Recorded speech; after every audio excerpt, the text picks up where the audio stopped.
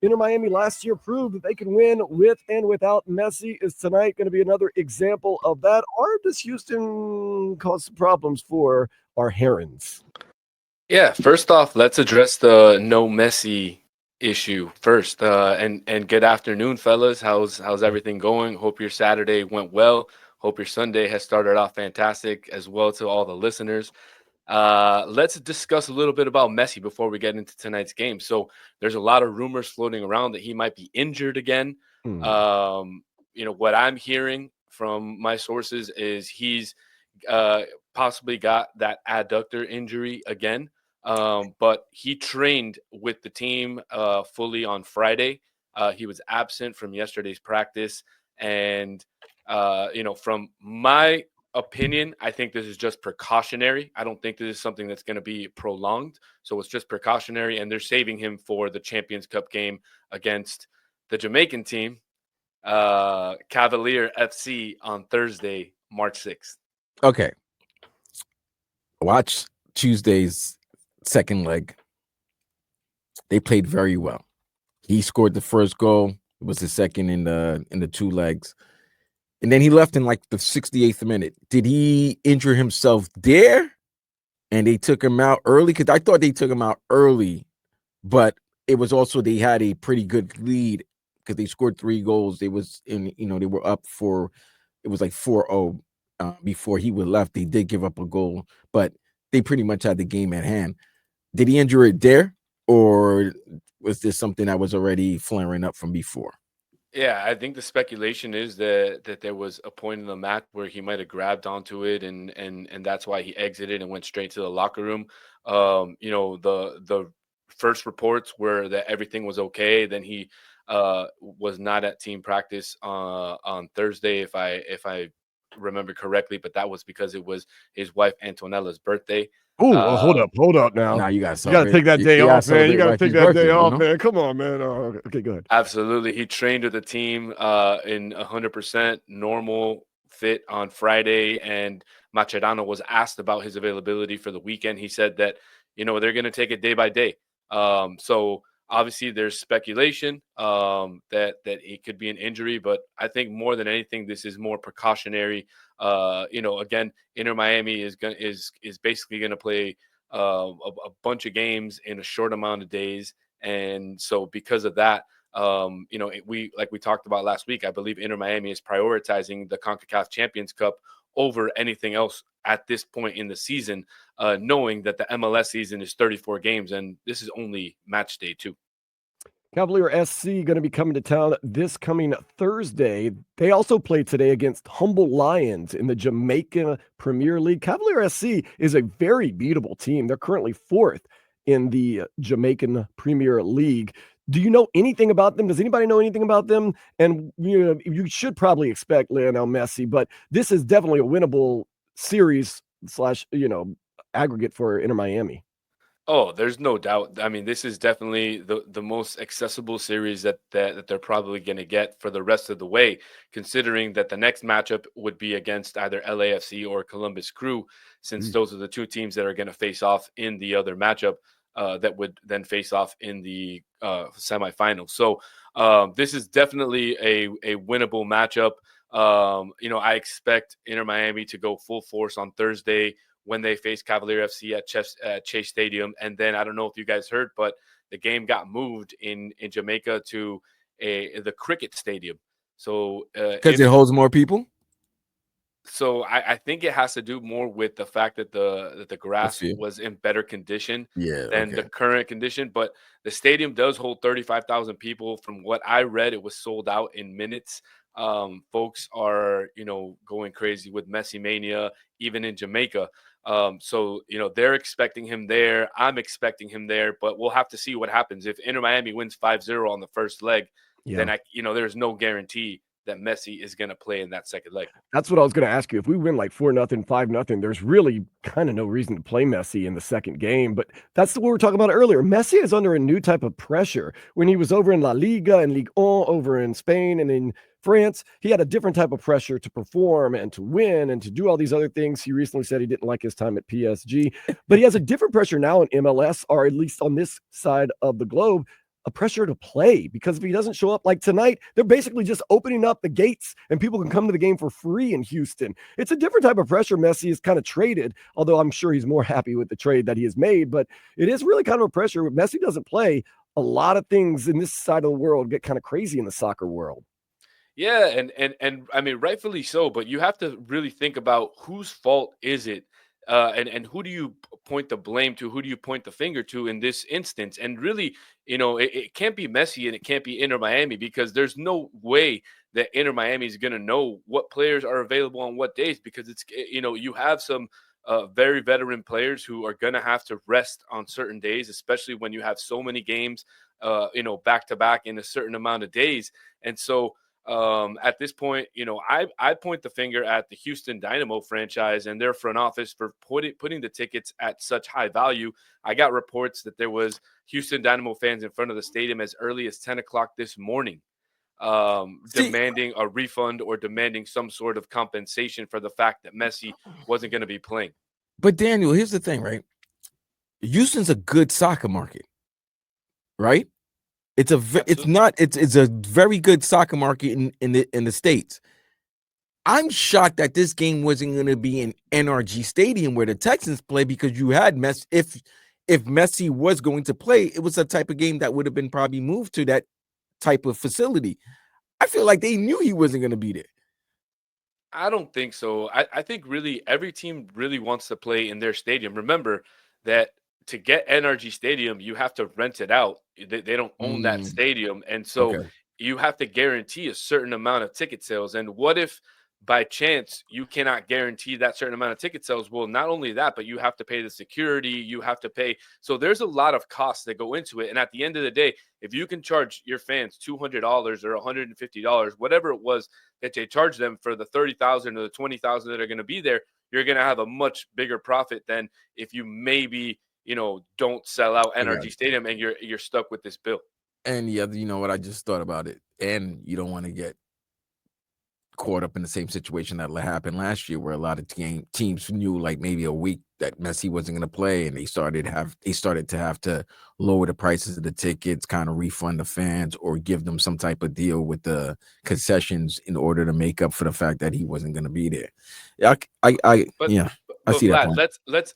Let's be serious about one thing, and Dan, you can chime in on this too, because you can kind of relate to this in any sport.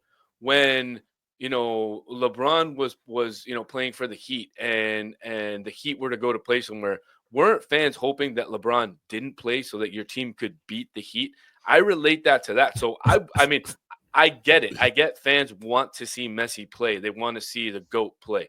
But I mean, for Houston fans, you kind of have to, on the, I guess, be happy on one side, because your team is going to have a bigger chance of possibly beating one of the favorites to win the MLS Cup, when if Messi was playing, I mean, the odds would have not been in their favor at all. We are in week 2, and like you said, one of the favorites to win the Supporter Shield, to win MLS Cup. Inter Miami, they are exactly that. I know we're only week 2, but who are some of the contenders that Inter Miami is going to have to compete against? It looks like Philadelphia is going to be right back there again, and LAFC is absolutely loaded. Who are some other teams that Inter Miami might have to kind of look over their shoulder and worry about? Yeah, so San Diego FC is, came out of the gate, beat the defending. Isn't that crazy, guy? Like, absolutely. Is Landon still the coach? No. Landon So this is their second season. No, second game. This is their second game. This second is their game. first I'm sorry. You know what? I'm thinking about the women's team. This is the second. Yeah, I was thinking about the women. It is the NWSL San Diego team second year. Yeah, it is. This is the NWSL second team. Hey, you see, I'm caring about San Diego soccer. Okay, second game, and they're busting ass. So wait, are they trying to knock the Galaxy out of Southern California power right now? I mean, that's one. And look, I think they suffered a really tough injury yesterday to Chucky Lozano. It looked like he came up with a hamstring injury. So that's going to be a really, really tough blow to them. But they really came out of the gates running and announcing themselves to the league by beating the defending champion Galaxy last week. They had a good game. Yesterday, one of the other teams out in the West with new coach Bruce Arena is the San Jose Earthquake, and they're really rolling again. Bruce Arena taking a bunch of his old players from New England Revolution And New England Revolution looks absolutely putrid this season. So the MLS is just getting started. Just like you said, Dan, week 2 out of 34 weeks, a lot of football still left to go. But a lot of exciting storylines. Yesterday, you had Atlanta United lose to Charlotte. Charlotte, the home team, winning 2-0. Wilfried Zaha scoring a goal, one of their DPs coming over from Europe. And Atlanta United had won week 1 4-2 with their DP signing Latte La. And yesterday he was absolutely nowhere to be found. $27 million for a Latte in Atlanta, and he was nowhere to be found in Charlotte yesterday. Ooh, man, can we just not play Atlanta ever again? Like, I just got bad feelings from last year getting bounced in the first round when we had everything set up for us. Just a bad matchup, man. Bad matchup. But nonetheless, I do believe Inter Miami has enough firepower to win tonight against like I said, it's hard to judge these teams because we're week 2. There's Suarez is playing.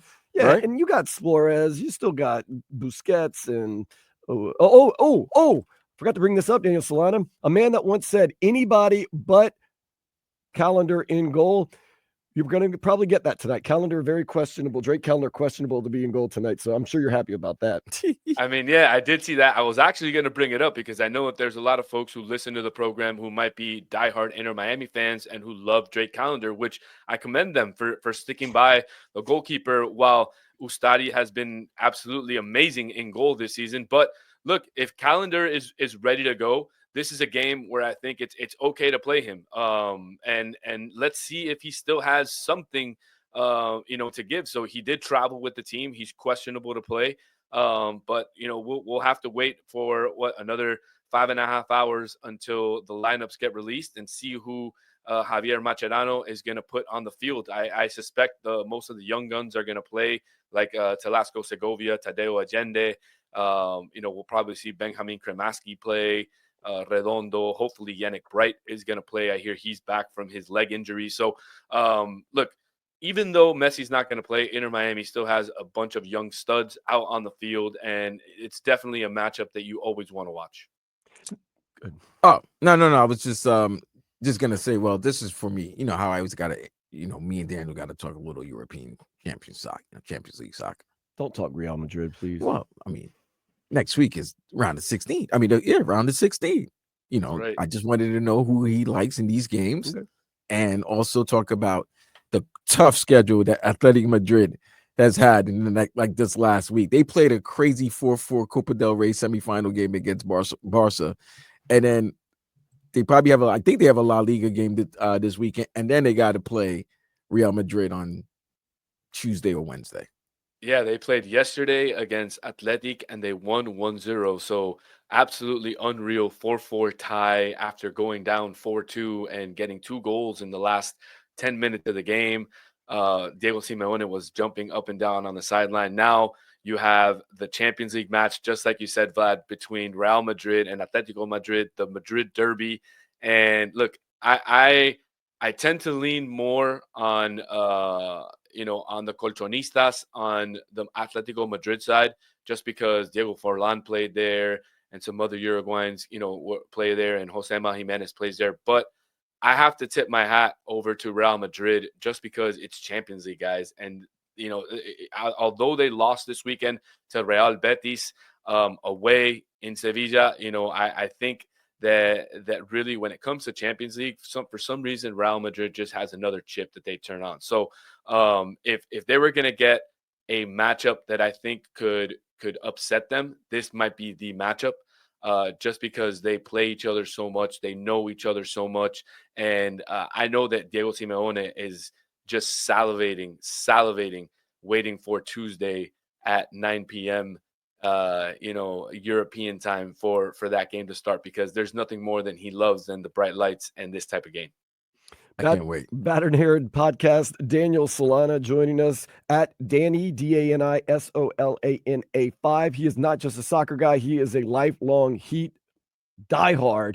Today, Heat Knicks, legendary rivalry. What is your favorite memory? And we're going to get into this later in the show. Your favorite memory that stands out in your mind of Heat Knicks?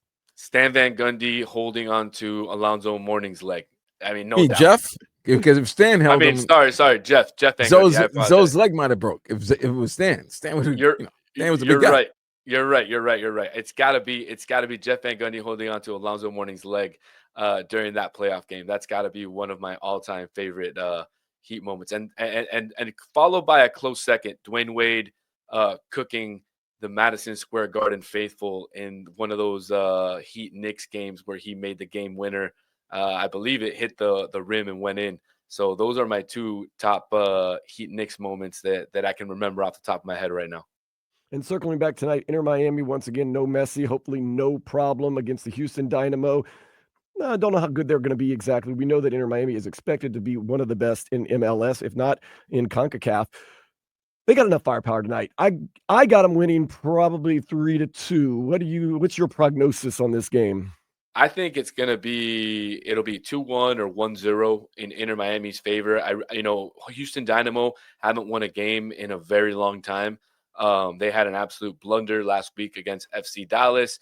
But speaking to reporters out of Houston, they seem to, feel like the team is a lot better this year. They reinforced themselves with a really nice young DP in Jack McGlynn, a player who is going to be considered for the national team or has been considered for the national team.